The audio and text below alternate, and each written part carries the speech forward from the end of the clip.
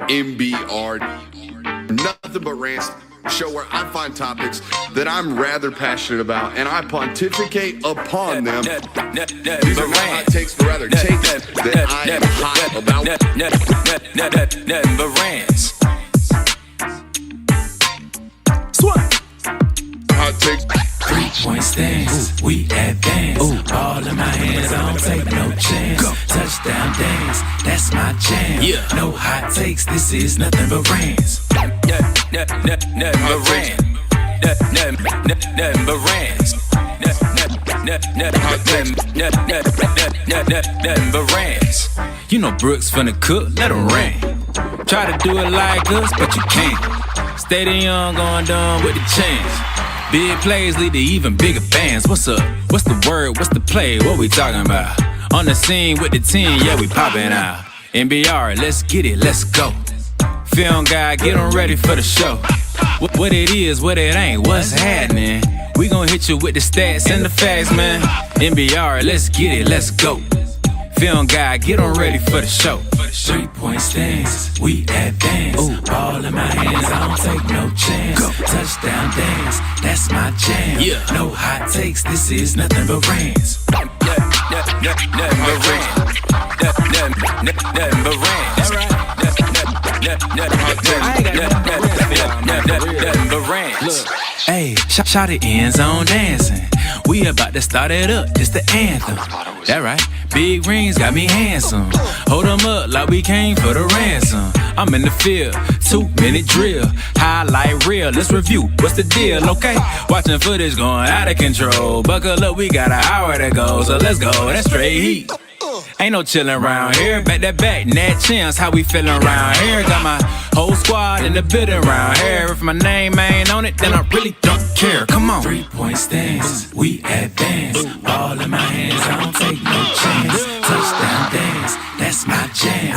No hot takes, this is nothing but rants. Nothing but rants. Nothing but rants. Nothing but rants.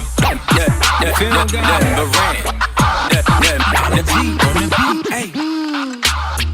Yeah. We can do anything you want. I ain't got no problem with it. I promise you that shit. Listen to the words. Garbage, a joke, clown acts, pisses me off. No, come find me. No, come find me. Listen to the words. Come find me.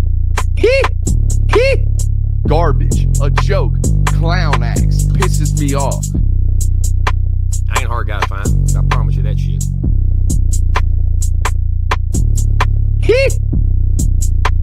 Listen to the words. Garbage, a joke, clown acts, pisses me off. Punch, orange juice. We can do anything you want. Twice. It's so nice you got to hear it twice over there. Can I get a solo shot? There What's up, ladies and gentlemen? How we doing today? It is Wednesday, which means we got live Q&A going on for you guys today here on the channel. Make sure you're firing off in that live chat, letting us know what you want to get answered. One of my favorite shows to do, Jonathan, we always say, because we get the Jimbo intro. When I hear that Jimbo intro, I am recalled to a time where my creative juices were really, really flowing. Alcohol will do that to you. You know what I mean? Like that Jimbo intro, I think was the first, like, this channel is going to be different type of thing. You were listening to us at the time, weren't working on the show itself. When you heard that first Jimbo intro, what did you think? Gosh, it's been a while since I mean, it's been a while since. No, I didn't hate it. I thought it was comedy gold, especially considering, like, to me, like, what I recognize that as is that was the first point in time where we were entering a new time of college football where Texas A&M is paying all these players. Now we got this side beef going on and stuff, like, just crazy time. By the way, that solo shot we've got set up on camera 4 in that chair definitely made for a 5'11" human being, not a 6'6" human being. Let's take a look at that one more time now. See if that looks a little bit better. I feel like I'm sitting on the ground. Hell yeah. That's what a normal person looks like in that chair, not a 6'6" lurch. Welcome into Wednesday's show. If you watch us on Monday, Tuesdays, and Thursdays, if you watch those really, really segmented national shows and you're tuning into Q&A for the first time, this is a little bit different of a show, a little bit different of a feel. So we'll start hammering out these Q&As right now. Here's the deal about these questions on your comments in the chat. I know you guys like to talk back and forth with one another in the live chat. I think it's a very unique thing we've got around this network. The folks in the live chats every single day seem to be pals, seem to be buddies. I appreciate that you guys get conversation going on in there. If you have a question, make sure you actually put a question mark in there. The channel and the chat can get a little overwhelming at times for us here on the channel or on the desk. So make sure you're putting the actual question mark at the back end of that one. Our first one that popped into the chat today comes from BD. Was Kirby's rant yesterday an indicator that he may step away sooner than later? No, the first one that popped whoa, this guy don't like what's going on here was the morning after a national championship. The morning after his first national championship in 2021, he basically went on with, was it Chris Fowler? Was like, hey, man, this is not good. We're going to run a lot of good football coaches up out of this sport with the way we got going on right now. I do think most of the coaches that I talk to feel better that at least somebody's trying. At least somebody's trying now to regulate what we got going on in college football. At least somebody, whether it be Deloitte or whether it be a super conference or whether it be Greg Sankey and Tony Petitti, somebody is trying to put a rein on college football. I think that's providing a sense of security. However, I don't think it's good when the best coach in college football, the biggest face in college football, is standing in front of a microphone 6 days before what is a monumental decision and saying, I don't know what we got coming down. 6 days out, I don't know what we've got going on. And I don't think he's lying when he says that. I think he's being completely sincere, saying, I don't know what's going to come out of the House first NCAA settlement. But to answer your question, man, like everyone that was a college football coach for life, or we would say things about, I don't know if that's going to work in the league, right? Like when people bring up Kirby Smart potentially being an NFL football coach, the number one thing that they say is, I don't think players are going to be out here being motherfucked on microphones. Right? I don't think his style will work in the league. Well, guess what? Style of player and style of player acquisition and style of general organizational structure is coming down to college. The NFL model. We're moving closer and closer and closer, not just to how we play, right? And the rules in the sport, but even the player acquisition strategies are moving further closer towards pro football than they are college football. Does that mean we can't coach guys like we used to in the college market? I think he's learned that as well. I think he, at Georgia, has made it a point to say, I'm not going to change the way I go about it. I'm going to, at least how I coach, I'm going to change the style of player that I recruit, right? You're going to have to love football. He's been talking about that more and more now than ever before. You're going to have to love football to come here because I'm going to make sure you do. Yeah, I mean, he's brought it up multiple times of how some of these kids don't like to be coached. But I think the biggest thing that he kind of pointed out yesterday was what he is willing to pay for. And it is kids that love football, are passionate about football, have that fire about football. And he said he'll pay a premium price for players like that. So, I mean, but also too, like talking about coming towards the end of Kirby Smart's time as a head coach at the University of Georgia. I mean, we're almost a decade into this. So regardless of what was happening in college football, like even if things stayed the same, you might have added a couple of years to the end of it. But I feel like that road is already coming towards an end, just given the amount of time that he's already been here and what the overall lifespan of a head coach is in general. We got a super chub from my man 910 Cooper, a mainstay around these parts. Said, missed a lot of the live shows lately, but been listening at work in the mornings. Just wanted to show some love and let y'all know you're not rid of me yet. Appreciate you, 910 Cooper. That's a homie right there. And honestly, that's kind of part of the reason we mixed a Wednesday noon show in, because we do understand, man, like some people can't make the 8 o'clock live shows, the 8 to 10 live shows. Some people prefer a nooner. Some people, everyone's viewing habits are different. So wanted to mix in a little midday show. I would imagine when Christian Kirby stops being a nerd and finishing school for some unknown reason, like who needs school type vibes over here, big vibes over here. Whenever he's done and we're in the studio all day, every day, I would imagine a noon show starts to come around a little bit more. And maybe we do a little 2-block window, maybe like a quick 30-minute cover the daily news on the noon show, and then bring the live hitters during the 8 o'clock, 10 o'clock window. I don't know. I'm mentally experimenting with figuring out ways to make you guys work more. Well, that's what a boss should be doing. I mean, us working more means more profit for the business. That's just pure mathematics. Don't need a master's degree to figure that one out. But I guess it's cool that eventually I get to sit next to two people that have a master's degree. Well, I just have my general bachelor's degree. I'm no longer the nerd in the room. They got a master's in business and a master's in journalism. We just cover it all. Yeah. So super educated around here. And then there's Jonathan. The dummy that just graduated from UGA. Yeah, just the dummy that, graduated from one of the best journalism departments in the country. Brooks, what's been your favorite offensive concept you've seen on the road?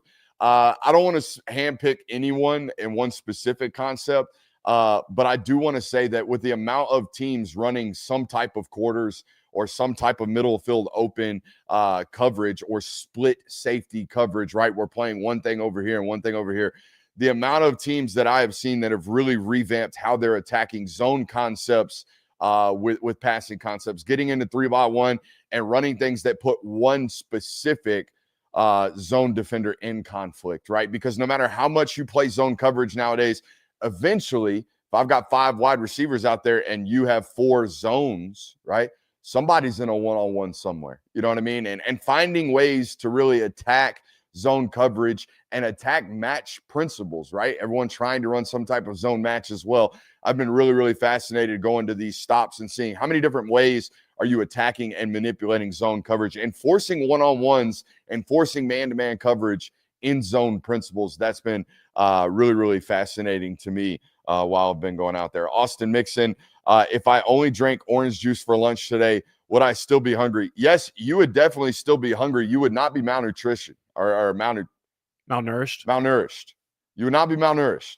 I don't feel like digging into this, but Austin's been on my case. Austin writes for us. He's our baseball writer on Dogs Daily, and he's been busting my balls about my fasting journey. For those who don't know, when I got out of high school, my senior year of high school, I had a biology teacher that was also our weight strength and conditioning coordinator. His name was Coach Vincent Cobb. He's actually the man who married my wife and I. He was our what do you call that? Oh gosh, officiant. He was our officiant. He challenged me my senior year. Noticed that, like, hey, you obviously lack day-to-day discipline. You lack the ability to do the things that you say you're going to do. I want to challenge you. I fast every January, go the month without eating real food. Would you like to do it with me? I'm like, you're insane. I'd die. He was like, no, you're not going to die. I'm going to make sure you're okay. And we're going to work out. So I did it that year and then continued to do that the next 6 years of my life on into college. And every time I tell that story, they're like, you went a month without eating food? I'm like, yeah, I went a month without eating food for 6 years. And they're like, it's impossible. I'm like, well, clearly it's not because I'm here.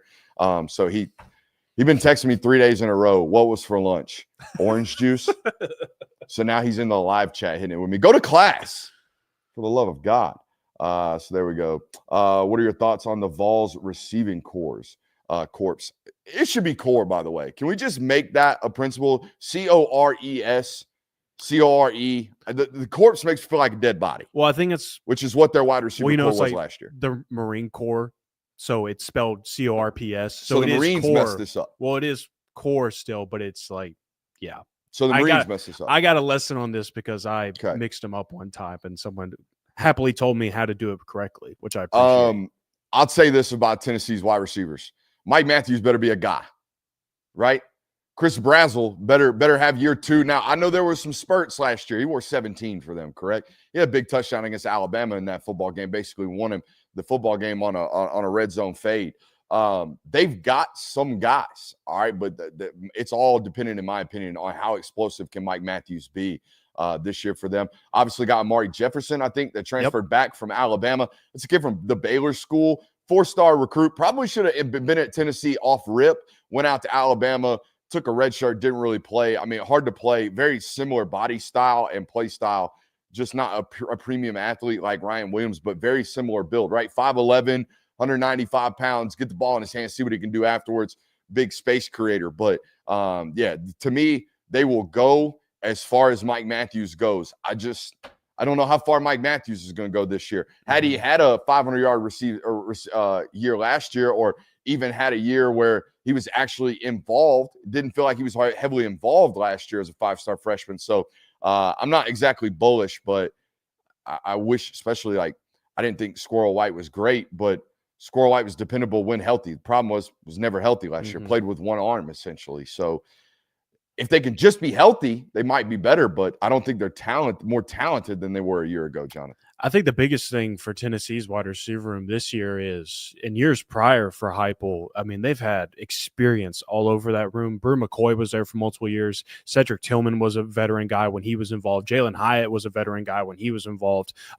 Dante Thornton was a veteran guy. And so this year, though, it's Mike Matthews entering year 2. Chris Brazzell is a veteran guy based on how he is labeled as an upperclassman. Braylon Staley is another one of these guys. But you very quickly get into Travis Smith, the true freshman that just came in from this past recruiting class, and also Radarius Jackson, another true freshman. Like, it's a thin and very young wide receiver room, and that's kind of something new that Tennessee hasn't had in previous years. Now, it could bang if Mike Matthews does indeed produce the way that he's expected, but it's a very young unit for sure. I personally thought they sacrificed Caleb Webb to transfer in Dante Thornton, right? They sacrificed some of these guys that left the room to bring transfers in. They either were banged up or didn't. And Tennessee fans, correct me if I'm wrong, but like Caleb Webb was playing early on as a early player there as a 3-star recruit out of McEachern High School down here in the state of Georgia. Actually discovered by yours truly. Tweeted a video out of him next day, Division II offer, ended up signing with Tennessee. Love that. That's pretty big time right there. Shout out to Steph and TSP and all those guys. But anyways, I thought they sacrificed some of the development for hits that they got out of the recruiting trail, which is rare up there to recruit at a really, really high level, like the SEC or like the Alabamas and the Georgias of the world. They normally hover in that 10 to 12 range, which means you better be hitting on evaluations like that. And he's at Maryland now. He's going to start at Maryland now because they brought in other guys that they probably could use him right now. It's the only thing that or the point that I'm trying to make there. Let's see here. What was the most eye-opening thing you've learned so far on your pilgrimage? Hands down, by far, the differences in the head coaches. The amount of uniqueness that is at every single program that is derived solely from the head man, how the head man wants it done, even down to how the head man controls his own personality. What is the personality of the head ball coach, right? One guy that I went and saw was very, very laid back until it needed to strike, right? Like until he saw something that he wanted to blow up on, that was the thing he blew up on. And guess what? Practice ran the same way. Right? We want you to practice with an urge of almost being willing to fight, but don't fight, right? And if you do, gone. Same principles, right? I'm going to be cool, calm, and collected until, boom, explosion. Same thing with the style of football players that he had on his roster as well. Go to another program. Coach, real big, laid-back guy, like very calm, soft-spoken all the time. Never really explodes, right? Team laid back, calm, cool, collected, connected. When you go into meeting rooms, right? Meeting rooms are loud. They're boisterous. They're cool. Go to another program. Head coach, more of a defensive guy, kind of hangs out by the defense and very quiet, introverted by nature is the head coach. Lets the personality of the room be dictated by the coach that's running the room. Okay, so you go to the offensive line room. Offensive line room, very, very similar to the offensive line coach. Go to the DB room. DB room has the very same vibe and attitude that you get from the DB coach. So the amount of differences that I've seen across the board, while all of them practice the same, everyone's practicing the same. Everybody nowadays has removed the idea, except for the offensive line, that we need to be spending 12 periods of practice, almost an hour of practice in individual period. No, we don't. No, we don't. We need to spend, if we've got 10 periods available, we need to spend 3 of those on teach period, going walk through on what we're doing today. We need to spend 4 of those in a competitive period, offensive line versus defensive line. We need to spend 3 of those going and cleaning up some of the indie stuff. We need to spend the last 2 periods getting together as an offense, preparing what we're doing for offensive team period. You see what I'm saying? This idea of back in the day where we're taking these exhaustive, long practices, and most of it spent on stuff we probably could have talked about or walked through. We're going to do that before practice, during practice. Everything is like this. We're going to be going 100 miles an hour everywhere we go. We're going to clean up the mistakes tomorrow. So there, good answer for you. Do you have a preference on what you, because I know that's kind of what's been your overall takeaway from these is what you would do if you were in that position.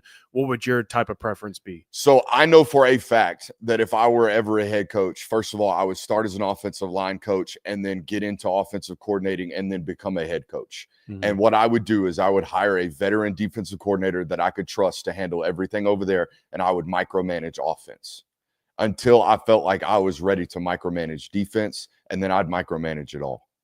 I would be that guy. I just don't think I would trust enough to let other people do. I have 2 employees now out of the 12 that I'll be like, I don't have to bother him. You're one of them. The other one's the other one. I mean, you know what I mean? Like, I don't tell y'all what to do. Y'all go do it. Everybody else, I feel like I got to stand on top of. I think I'd be the same way as a head coach. That was actually a note that I had. I'd be a micromanaging, offensive-minded head football coach. And we would have to find somebody that could handle a defensively for us. Almost the inverse of what Kirby did. When Kirby got to Georgia, it was like, I'm going to hire Jim Chaney, a very veteran offensive coordinator, going to kind of let him handle things until I understand offense. And then I'm going to bring Monken in to teach me everything about offense with the style of offense that I want to play. So how would you maximize what I want to do was Monken's job. And then once Monken leaves, everybody's going to do what now I know is offense, which is what they got going on right now. Let's see here. Now, I want to address some of these Twitter comments because I put it out on Twitter today. Hey, if you had one question about your favorite football team going into the season, what would it be? And I thought we got some interesting responses. Let's start with some of the national opinions. Alabama folks really, really concerned about offensive line and what the quarterback's ultimately going to look like. I think they've recruited really, really well offensively, even with DeBoer. I think their offensive line prospects are really, really good. Proctor's still back at left tackle. Parker, what's Parker's last name? Brailsford, that a boy. Parker Brailsford's still at center. Those are 2 blue chippers, man. Like Caden Proctor's a high-end SEC left tackle. My man Parker Brailsford, in my opinion, right now, best center going into the year in college football coming up. So I like the core of what they've got at 2 premium positions right there. Now, as far as the quarterback goes, man, like with all of their options, I think you're going to see a much more similar picture to what they were offensively at Washington. Not just because Grubb's back. All right, that's part of it. But they clearly morphed into a style of offense that was not Kalen DeBoer, all right, last year. And not even the OC that they had calling plays last year, who was just a guy that had been following the Grubb staff and the DeBoer staff the entire time. So they were, I would imagine, trying to, at their core, be what they've always been. But we got a quarterback in Milroe last year that, A, his best trait's his legs. B, he's not going to be a one's not open, go to 2, let's scan to 3, let's hit the check down to 4. Never going to be that, okay? I don't even want him to be that. Even when he gets to the league, I want him to be, hey, one's not open. Can we get to 2? No, we didn't. Take off and run. That's kind of what I want him to be anyways because his legs are so dynamic. I think this offense is going to look better in 2025 because they're going to look like Washington offense, which I was enamored by. I mean, it's one of our biggest film studies on this network. I loved what Ryan Grubb and Kalen DeBoer did at Washington. Problem is, got to have a facilitator at the quarterback position that can actually read the field. I think whether it be Ty Simpson, whether it be Austin Mack, I think those 2 options immediately will walk in and be able to see the field pretty well. We'll have to see what Keelan Russell looks like as a college football processor. I think it's promising, though. I think he's going to be great eventually. Yeah, Kirby and I last week did a segment of flop or pop, and I had Ty Simpson as a pop, not on like a stat sheet type of pop where I think he's going to light it up. He's going to be a Heisman contender or anything like that, but a pop in the sense of kind of the conversations that have been going around Alabama's quarterback room, the infatuation with Keelan Russell. But I think that it's going to be a pop because when I think Ty Simpson is the starting quarterback for Alabama, it's going to be a pop for Alabama fans of kind of a breath of fresh air of getting back to what you believe offense should look like for you guys, and a breath of fresh air considering what it was last year, the last 2 years under Jalen Milroe, of kind of a more modern day offense where you're a little bit more multiple and not just kind of honed in on one specific trait. Speaking of fresh air, I mean, shout out to our friends over at Mando. All right. If you're one of these folks that got a little stench about you after a long day of work, Don't worry about it. Our friends at Mando got you handled. From the founders of Lumi, Mando Whole Body Deodorant is helping men conquer their odor in a new way. Mando has long-lasting 72-hour odor control that actually stops odor before it starts. Best part is you can put Mando anywhere, and they got all kinds of products. They got the deodorant spray with our friends over at Bourbon Leather. That's their top-tier scent right there. They got the whole body deodorant, and, of course, they got the wipes. I'm a big fan of the stick, Jonathan. Doesn't give the sticky residue vibe that you get from some of those other deodorant brands that we're not a fan of. We're a fando of the Mando around here. Head over to Mando today. Shop with the code FGN at shopmando.com. You get a free 40% off. I mean, damn near giving you half free. You know what I mean? 40% off today over at Mando using promo code FGN. So that was Alabama's concerns. Jonathan, little offensive line, quarterback, what's it going to look like? Had a Tennessee fan hop in there with some offensive line concerns. Warranted. Absolutely warranted. I just, obviously, here, when people ask me, hey, Brooks, how would you describe Josh Heupel's offense? And I would say, well, Josh Heupel's offense is so good that Tennessee fans thought Cooper Mays was a guy. Big facts. You know what I mean? Like, I've been watching Cooper Mays tape for 3 years now. Cooper Mays spent more time on his face than a lot of offensive linemen should be out here in the SEC. But they ran the ball so well, and he was the starter so many years at the center position. Everybody's like, oh, he must be great. He must be really good. He was average, okay? They lose him, and I think a lot of people are like, whoa. Well, they're replacing him with a 6'5", 315-pound former four-star that was offensive tackle out of high school. Like, premium athlete now going into there. What was a 6'3", 310-pound lesser-than athlete was playing the position. So they could have an improvement, losing a lot of leadership, losing a lot of control. I will give Cooper that. Very smart. Very, very smart football player, understood their system higher than anybody else. That was a great transition for a first-year starter at the quarterback position to have him at the center position. But I think most people look at that and go, oh, they lost a 3-year starter. They did. I think they're replacing it with a potentially more premium athlete at the position. Left tackle, concerned last year. Don't know if they did anything. I know they brought in 2 offensive guards out of the transfer portal, so could be some additions there. I'm concerned about it as well, though. Yeah, I believe Lance Hurd is still expected to be the left tackle for next year. It was kind of up and down play. Improved. Yes. Okay. I bagged on him last year early on in the year because he was so hurt. Yes. Okay. He was getting turnstile at left tackle. Improved as the year went on, but still not a premium left tackle in the conference right now. I think as we gotten some more conversation on Tennessee on this show, something I've kind of realized is we got in this conversation with Georgia the other day about how CJ Allen feels like he can be a bit more vocal because some of the old heads have left the room or left the defensive line and left the defense. I kind of feel that way about Nico now coming into this year because there were a lot of old heads on that offense. I mean, Dylan Sampson had been in that system for multiple years. The wide receiver rooms had a lot of older guys. The offensive line had some veteran guys. Now it kind of feels like it's getting into an offense where Nico can be that leadership type of guy. And I'm not even talking about like the rah, get everybody motivated or anything like that, but just more so he probably feels like he has a more command over his unit because there isn't as much experience. He's kind of the experienced guy now. Yeah, man. Like when you're a sophomore, because that's what he was last year. When you're a sophomore, although you've been there, 30 months at that point, and you've started a bunch of football games and you've played in a lot.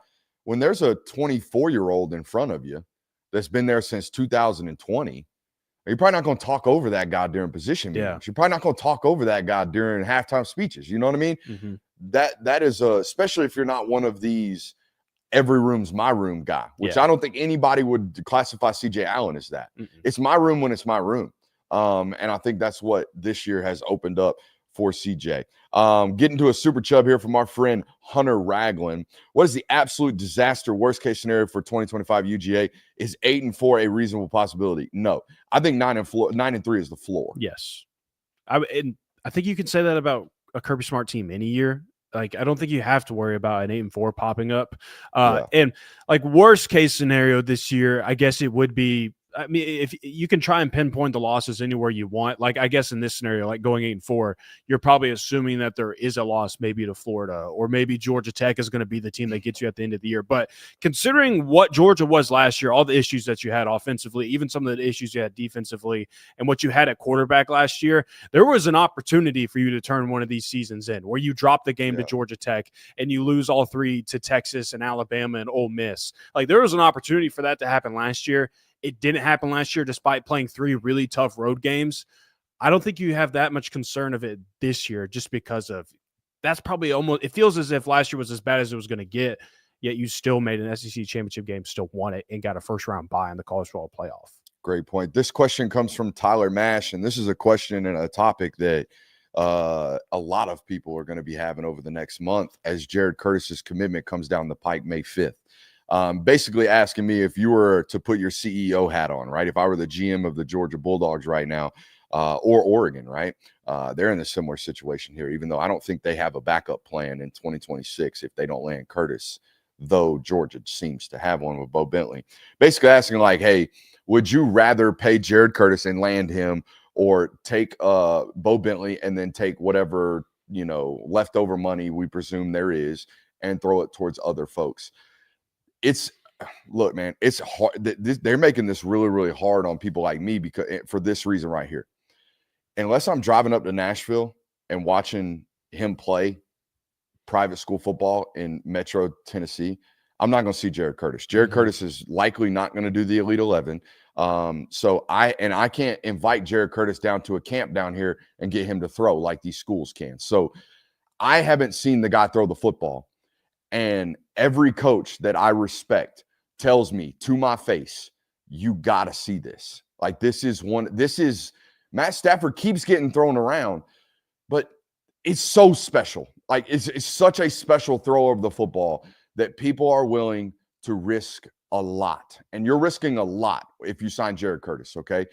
Because 2027 probably won't happen for you. I don't think you're going to sign a blue chipper in 2027 if you sign Curtis, okay? Also, with the rev share model coming in and the presumed or reported numbers that all these schools are going to have to pay Curtis to get him, salary-wise, you're basically going to have to start the guy year 2. Like, he's going to be such a large portion of your salary that you're going to have to play him or feel as if you have to play him. So no matter what it is, he comes in from, Tennessee football that we're talking about right now, and within 18 months, he's going to have to lead your team to whatever you expect them to be. We get that? Mm-hmm. That's a lot of pressure for what it has to be. Now, every coach that's seen it says, I'm signing up 100% for that gamble. So that tells you what this is. That tells you what type of talent this is. And when I hear that, I'm never going to question the decision-making on it because I haven't seen it. So I'm probably going to have to drive my butt up there and watch him throw in practice. Mm-hmm. Just to see it, just so I can say, yep, all right, I risk everything, because that's what you're doing. You're risking a lot. You're not risking everything, but you're risking a lot. What would I do? Having seen the film, having known what I know, I would probably sign Bentley. I would sign Bentley and know that we're probably taking somebody who's got 85% the ceiling, more of he's got a higher floor. I think Bentley does. I think day one he walks in and he probably assimilates to college football a little bit quicker, coming from the high school that he comes from, coming from the offense that he comes from, knowing that I've seen the tape. I don't even have junior tape on Curtis to look at, man. Mm-hmm. I got nothing. You know what I mean? Except for what people are telling me, and what people are telling me are greatest sense. And you sign up for greatest sense. Yeah. You know what I mean? It's just so hard to really it's hard for me to form an opinion on this because there is so much unknown with Curtis, because there is a lack of availability to seeing what he has turned into even in his high school career, and even just watching him throw a football on a field. Like, even if it is just like, oh, he's at a high school one week and throw it to some wide receivers, like, we don't even get that really. Like, you don't see any of it. So there is so much unknown. So you really are putting a lot of faith in the opinions of college football coaches, but we do that all the freaking time. I mean, you as fans, you're putting your trust into your head coach, and Georgia fans, you have put blind faith in Kirby Smart for the last 9 years of this football program, and it's gotten you 2 national titles. I have a hard time disagreeing with that opinion here if that's what this staff wants to do. But I of course like Bo Bentley, but it sounds like you'd also really like Jared Curtis. Mm-hmm. It's a good question here from Beard Dog. Are you born with it, or can you train the chooch? A little bit of both here. Okay. I think it's a little bit of both. I think if my son cared anything about football, which he doesn't, he's turning 5 this summer. I mean, won't even like, you want to play catch? Yeah, we'll play catch for like 30 seconds. And then I want to go ride my Jeep or do something else, play with cars. Mm-hmm. But if my son were already like interested in football, I would want him to play quarterback like everybody else. And here's how I would do it. We'd be throwing things all the time as a young child, relative to our size. I wouldn't be giving him a big football like Phillip Rivers' dad did, but I would start with a baseball. Okay. Because me personally, I think the best arms in the world right now in football are natural, fluid arms. There's no stiffness to them. There's no a locked elbow. Okay. The arm whips. There's a natural whipping motion to it. And I think that comes from throwing a round baseball first, because you can't stiffly throw a baseball well. You have to kind of get that whipping action and that wrist turnover and layback and all those nerdy terms that I talk about on here. So I think I would start with that. We'd also probably be a golfer in the offseason to really, really emphasize ground force and staying grounded. Okay. A lot of kids spinning out on their lower half nowadays. Golf doesn't allow that. If we're uncleating ourselves, if we're taking our cleats out of the ground in a golf swing, it's terrible. So we got to be able to create ground force with a stable base. But no, I think you're born with natural arm talent. You're born with natural arm strength. And when we can coach it into even better gifts, right? Josh Allen is the key to this, right? Josh Allen was a very linear thrower and had some bad mechanical habits as a thrower at Wyoming. But damn, did he throw the piss out of the football. Like, still had elite arm juice and arm strength. So some of this stuff can be cleaned out and coached out, but most of it is natural gifts, in my opinion. I didn't ever work to be a great thrower. I always could throw hard, even when I was young. As a pitcher, as a big fat boy, we was out here throwing fuzz. So it really just, I think it happens for you. I was also lucky to have a really, really natural thrower as an older brother. So you see the older sibling go through the motions, and then you try to emulate that essentially. And he just happened to be one of the best high school baseball players in the state of Georgia history.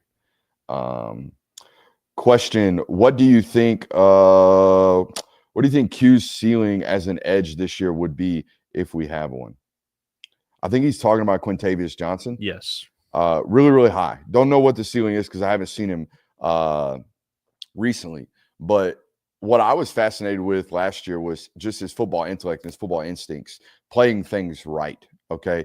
I get a down block in front of me. I'm going to shrink the space immediately. I'm not going to run up field and then turn and get kicked out. Like, I understand football, and I already knew he was a freak, right? We know he's 6'5". We know he's 245 pounds. We know he runs like a deer. Can you play football was the question. And I think he can play some football. So there's good on that. What are your thoughts on the walk-on wide receiver, Jeremy Bell? I love it. Is this the kid that had the high dunk school contest? Yeah. Okay, that's who I was thinking of. Look, man, like Jeremy Bell's a great athlete. But if Jeremy Bell's playing at Georgia this year, you got major problems. Yeah, right, big time. If Jeremy Bell's ever playing at Georgia, you've got problems. To an extent, I think. Because you selected Jeremy Bell. You identified him as we need to get this kid to walk on at Georgia. But, buddy, you got money tied up in the other guys. You know what I'm saying? Yeah. We got real money. Not, hey, we love you, son. Come walk on for us. It's the University of Georgia. You're an in-state kid. Maybe it pans out. If not, we're going to give you good practice tape and you can go start at ECU in a couple years. No. We spent money on the other guys. Lots of money on the other guys. We invested in them. They better play.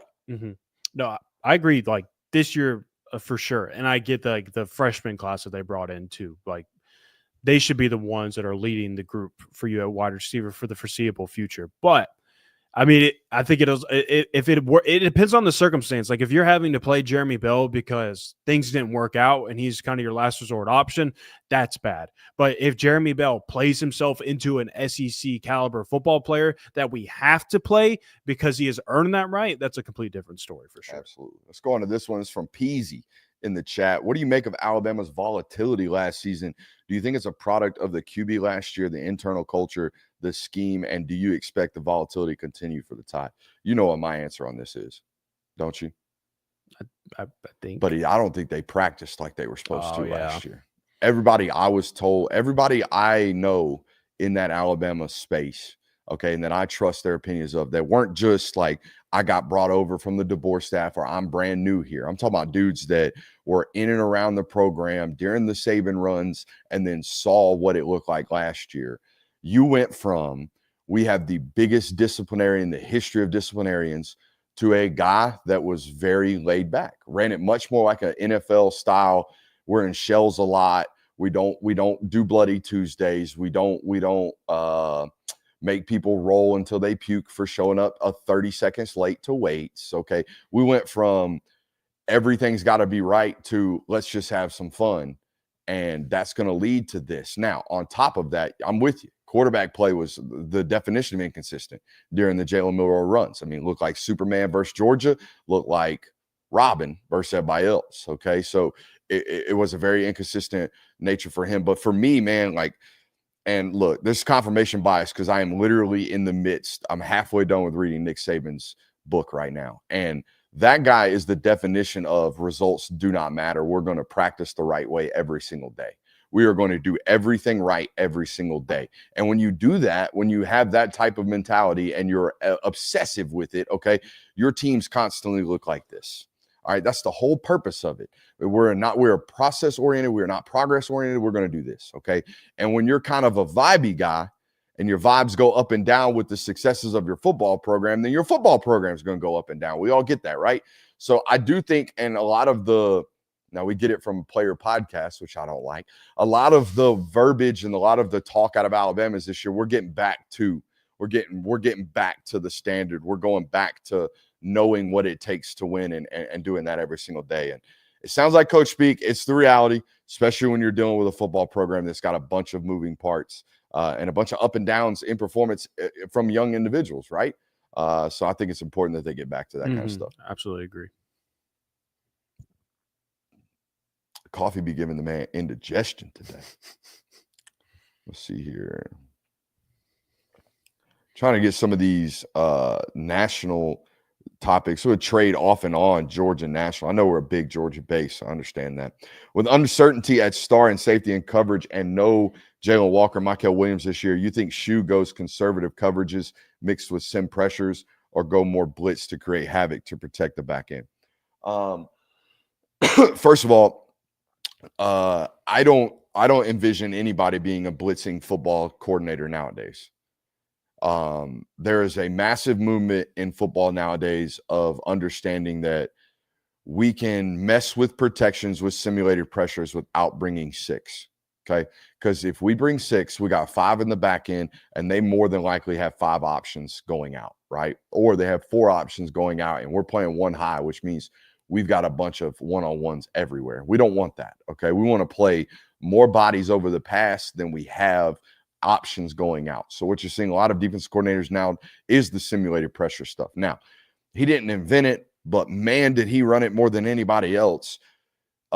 Lanning was the big sim pressure guy at the University of Georgia, from my understanding. Okay, Shoe is more complex in the back end, wants to be a little bit more simplistic up front because he cares a little bit more about run fits and being consistent in the run fits. I think by nature, what you're talking about, you're going to have to get back to that more this year of being a simulated pressure team, being a more confusing front 6 than a dominating front 6. So yeah, I'm with you. And it's something we talked about in January. I think you're going to have to get back to being a sim pressure football team. I also think you're going to have to get back to allowing unique linebackers to create advantages in the rush package, right? Like getting back to allowing a Quay Walker body type to, is he rushing? Is he dropping? He's great at both. That's what Chris Cole is, right? So get him back into that mix. Same thing with Justin Williams. Like, I don't know if Justin Williams is good enough or better than CJ Allen or Raylan Wilson right now on first and second down, but on third down, I want him standing up over a center far more than I do Raylan. You see what I'm saying? Yeah. He's longer, better athlete, like can run the quarterback down at a higher rate, I think, right now. So those things I do think you're going to get back to. Any buzz on Chase Linton and Inkin Nagbon?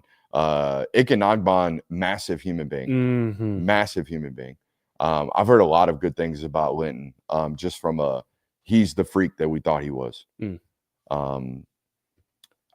I hate it sucks that what happened to his career happened, because I can't use him anymore without feeling some type of way. You know who I'm going with. Yes. They think they took him to be Adam Anderson, right? That's what they took Chase Linton to be. Is he going to grow into that? I don't know, because Adam Anderson was one of one athletic guy in high school.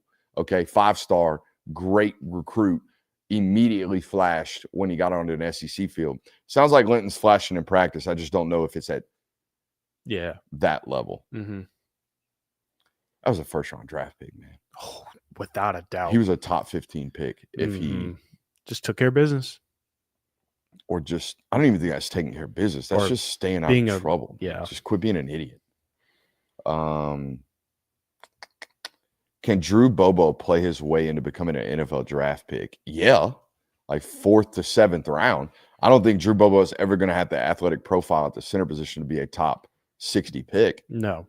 But neither was David Andrews. And now David Andrews wasn't a draft pick, but no. In hindsight, I think a lot of people wish they had drafted David Andrews. I mean, and not to discredit anything when I say this, but I mean, there's a guy from North Dakota State right now that's the number 2 center in the class, right behind Jared Wilson. If that's a profile that can become a draftable player, Drew Bobo can certainly become an NFL draftable player for sure. By the way, I know he's a Hall of Famer, but that's what he looks like to me. He looks like David Andrews. He looks like he's been watching David Andrews forever. Yeah. Forever. I mean, he's even got the same drip, which is no drip. No drip at all. No drip. No sleeves, no tape, no finger tape. Now, Drew, if you're listening, I do think he would look gnarly with the Sean Taylor finger tape. You know what I mean? I think we would look real, real gritty. And then maybe get a middle bar face mask too. And too, like any clip that I remember, like any David Andrews era highlight of more so like a Todd Gurley highlight, David Andrews is running the end zone with him, or he's putting the final block on a player to make sure that Todd Gurley gets in the end zone. And that's what Kirby Smart continues to say about Drew Bobo, is that this guy is 30 yards down the field. He's 40 yards down the field. This guy cares more than anybody. So the entire profile just kind of matches. I love it. I love SEC football fans. The fact that we would pay $2 just to say this. This comes from a Texas fan. 3rd time's the charm with a hook 'em emoji. We coming for that ass. Buy me a drink first. Hey, yo. Appreciate you. At least you paid for it, though. Splenda Daddy. Ooh. Formerly Sugar Daddy. But Splenda. Making good decisions. You know what I mean? Yeah. I'm going to get rid of that processed sugar, so let's put that refined sugar in there, that fooger, that fake sugar. Let's put some of that up in there. Oh, man, the fooger. Watch out for it. What are you hearing about Gunner? Good things. Good things. Control. You know what I mean? Control of the offense. That's what we need from the quarterback position. So, yeah, there's that. Speaking of Texas, I had a Texas fan.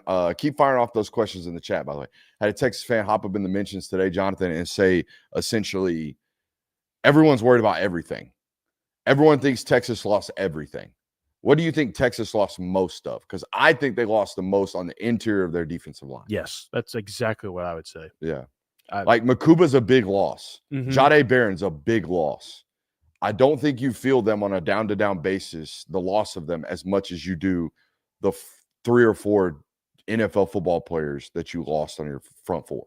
No, I would absolutely agree with that. And to know how big of losses those are, just ask Georgia fans what it's like to go from having 3 elite interior defensive linemen consistently, and then now you're taking a step back and you got to put new faces in there. Now, sometimes you can strike gold twice, and and Texas certainly is a program that recruits away to where maybe they can put in those types of caliber players in the interior defensive line, but there's usually some growing pains to where it's not just instant to where we're right back where we started this past year. So now, our man Splendid Daddy brings up a good point. They had the same exact problem last year on paper too. Montez Sweat leaves, or Montez?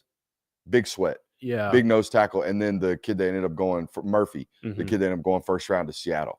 The difference in this to me is last year you went out and signed Bill Norton as a big body nose tackle out of the portal because you needed him.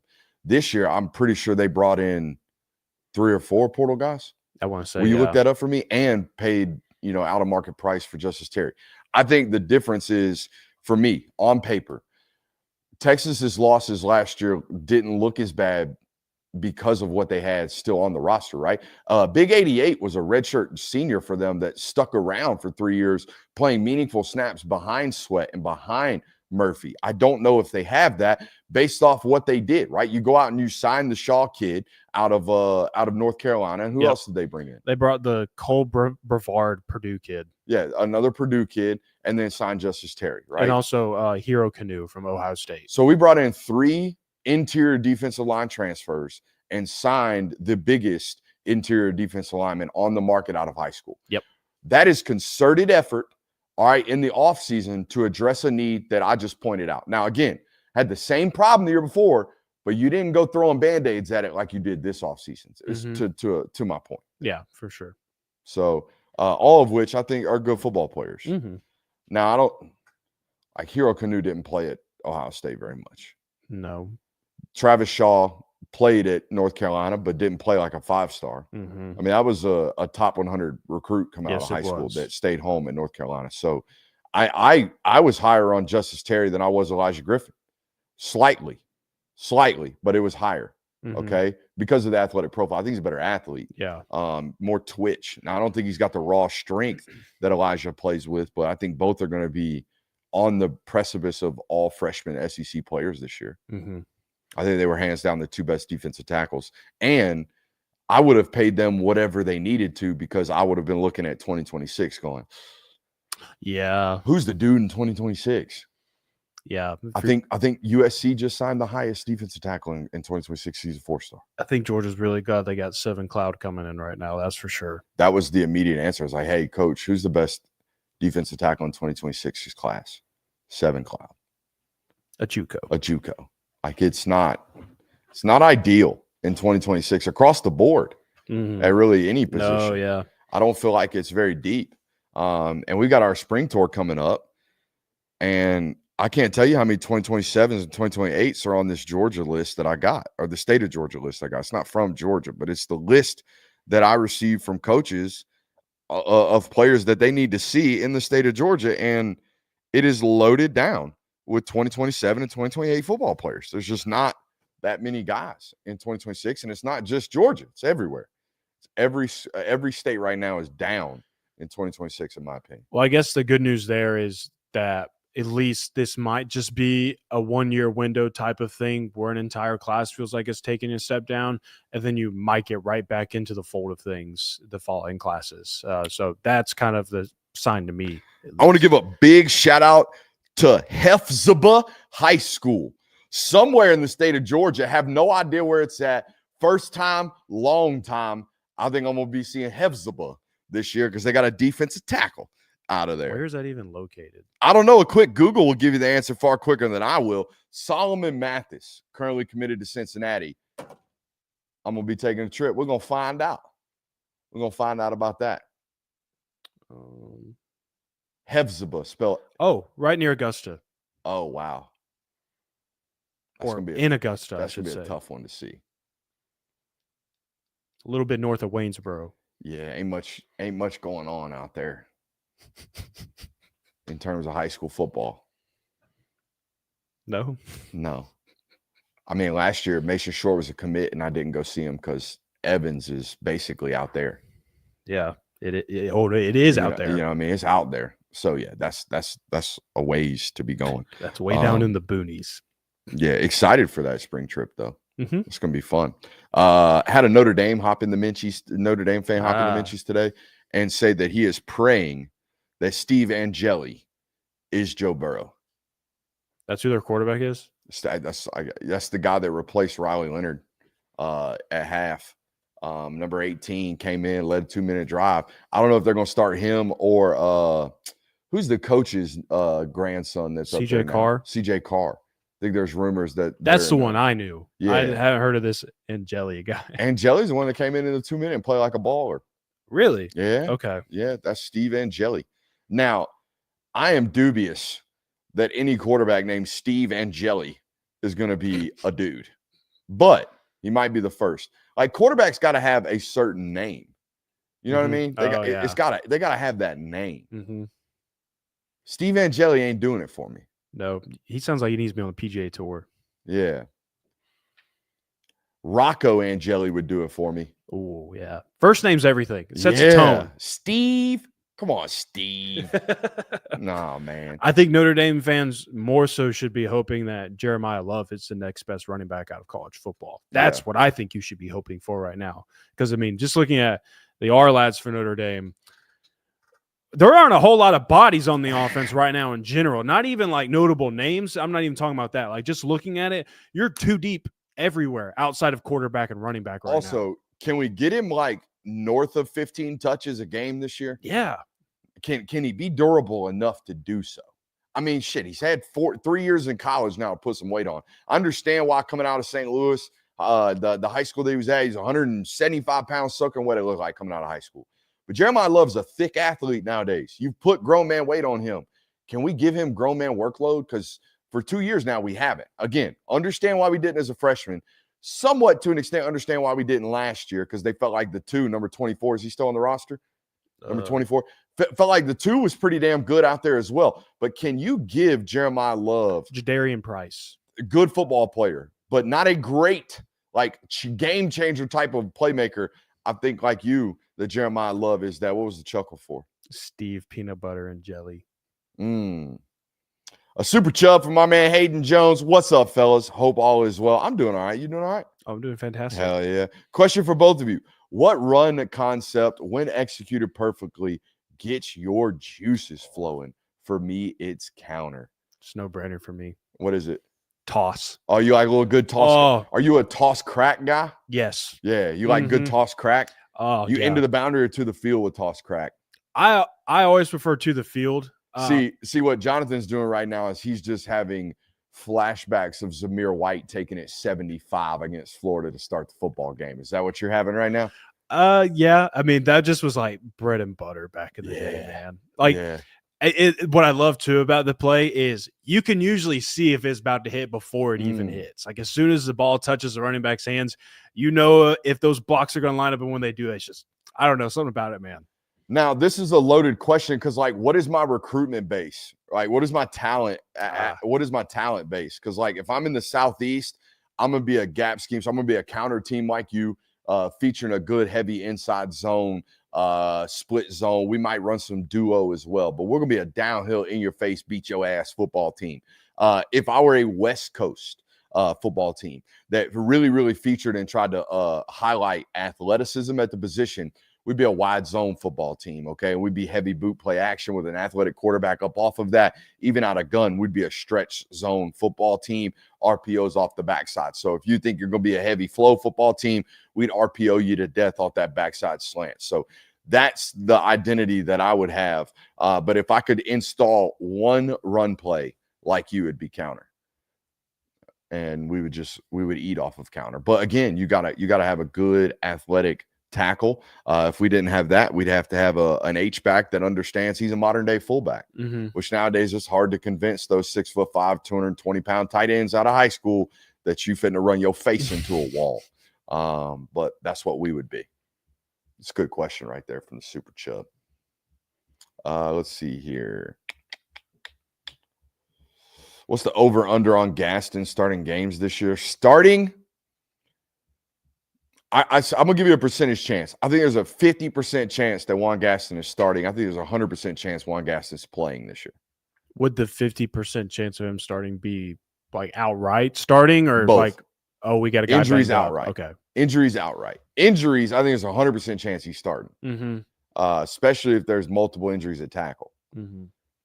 If we leave spring practice and Juan Gaston's the 3 tackle, right? 1 and 2 being a mixture of Monroe and Ernest, I wouldn't be shocked. Yeah. That means he outplayed Bo Hewley. Yep. You know what I mean? And he's got those types of traits to do so. Why do so-called experts think the weakest position on UGA is the running back room? I just don't understand. Probably because they haven't delved into the jack and defensive end lack of depth and safety. Well, and those are my biggest concerns. I've never entered a season going, Coach, not only who is your starter, but what happens if somebody gets hurt at 2 defensive positions? Yeah. And I think too, like when you're talking about experts, I assume that you're mentioning this ESPN article that everybody's been talking about, how they label the running back position as Georgia's biggest weakness. What you have to understand too is those guys are looking at multitude of teams. They're looking at a roster, probably seeing where the age is at, where the depth is at. And what they're seeing is Georgia wide receiver group last year struggled, but they added some solid portal additions there. That's not a question. We've already seen what Gunnar Stockton looks like. Looks like he's going to be winnable. We assume that the lines of scrimmage is going to figure itself out because it's Kirby Smart and it's the University of Georgia. Defense, even though you lost Malachi Starks and Dan Jackson, you got KJ Bolden. Kirby Smart, again, going to have the defense figured out. So where's the youngin? Well, it's Nate Frazier, the true sophomore that's going to be starting for you next year. Oh, Nate Frazier had a bit of a fumble problem, if I remember correctly. Oh, they got 2 veteran guys that are banged up and not practicing in the spring. Cash Jones, this walk-on, this little white running back is their number 2. That's the biggest weakness. So that's why they're labeling it as that.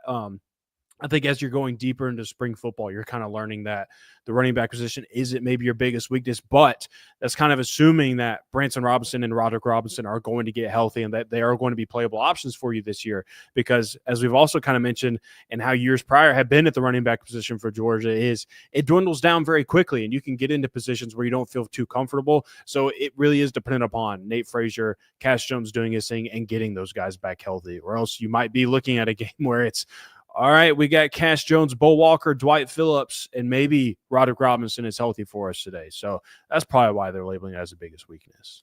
Make sure we got all these super chubs. I think we have addressed all of those, which pretty much wraps up all of our questions for today. Right under the hour. Hold on. How is the O-line going to differ this year? Will we struggle just as much? I talked about this a good bit last night. And you should go watch that second half Texas film study. Didn't we break that SEC championship game into 2 big hour-and-a-half studies, first half, second half? Yes. I think we did. Yes. So you should go watch that second half study, and what you will see is the run game opening. We got Epic Pin up over there. Yes. All right. So for the last several years, Georgia has had a major problem occupying the backside defensive end, and for that matter, occupying that backside linebacker when running the football, okay? So if we draw it up here on the board, let's put it in a basic,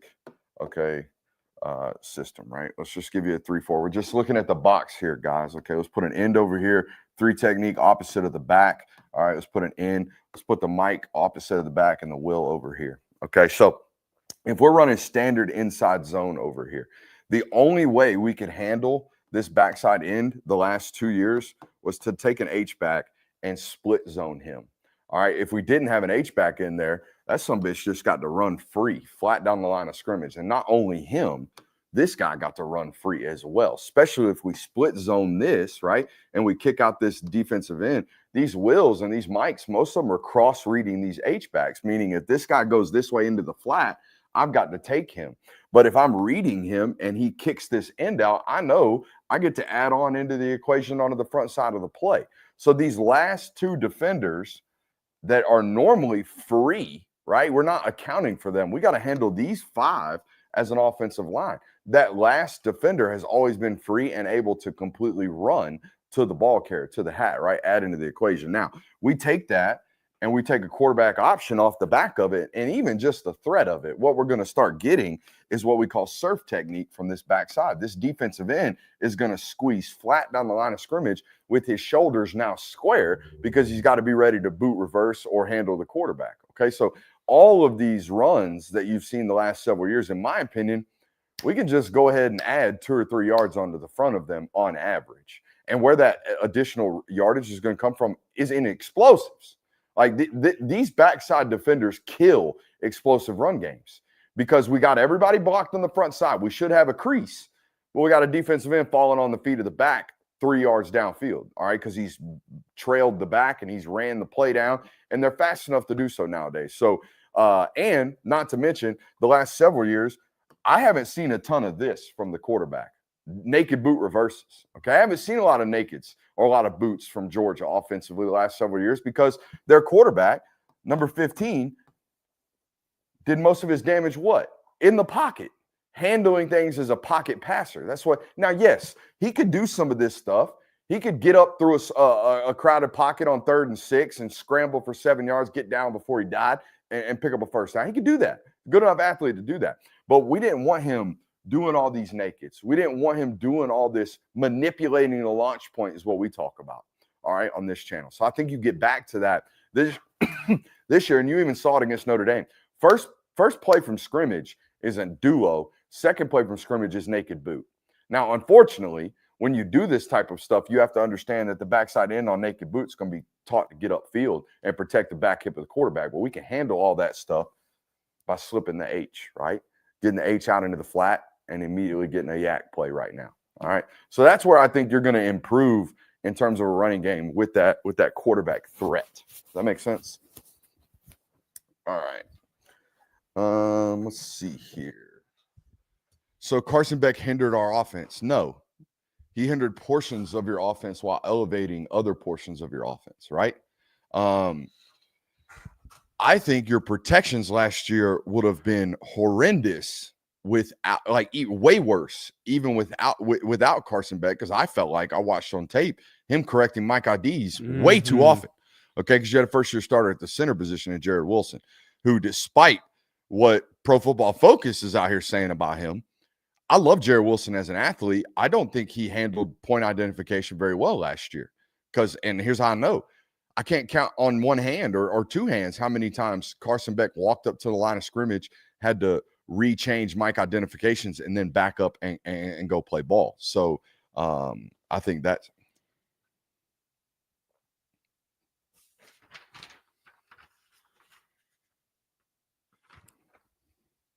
nope. Not going to do it. Not going to do it, Jonathan. Who do you think is the biggest challenge for UGA this season? Not going to get me today. Not going to get me today. Biggest challenge on the schedule? I believe that is what Roman is asking. I'm going to say Texas because of the quarterback. But, man, you talking about a defensive staff that's got that offensive game plan figured out. Yeah, that's why. Georgia's defensive staff has so many different – they've studied Texas so much because they played them twice last year. It was clear to me watching them that they knew more about Texas's offense than anybody else in college football. Tendencies, how to play the wide zone concept, what we're going to do to create problems. They lived in a 50 front against them. We're going to manipulate the middle of the field. We're going to open it. We're going to close it. We're going to do things to this guy to really make his offense have problems. And so great at tackling the ball out in space that all of his screen stuff normally doesn't work. That's why they had to go to the screen and goes last year a lot against Georgia. Yeah, and I know that people are going to, and people are already saying like Tennessee early on for Gunnar Stockton is certainly one because, yeah, Neyland Stadium is going to be rocking for that game. I mean, it's early in the year. Neither team is going to be at a point where they're kind of teetering off, they're losing hope or anything like that. So it's going to be juiced, but kind of the same thing about Texas is Kirby Smart and that defensive staff obviously have a game plan that hinders that offense and doesn't allow them because they're able to stop the run with light boxes, which is what we've always talked about is what you have to do against Tennessee. So based on those two things, I guess the easy answer is Alabama just because they're the ones that got your number right now. They're the ones that continue to have your number. So I guess that's what I would go with. But I would also say that Florida, that one's a little more interesting for sure.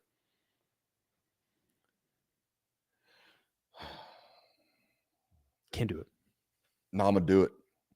All right. I'm going to do it. Well, so I'm going to do it this way. Okay.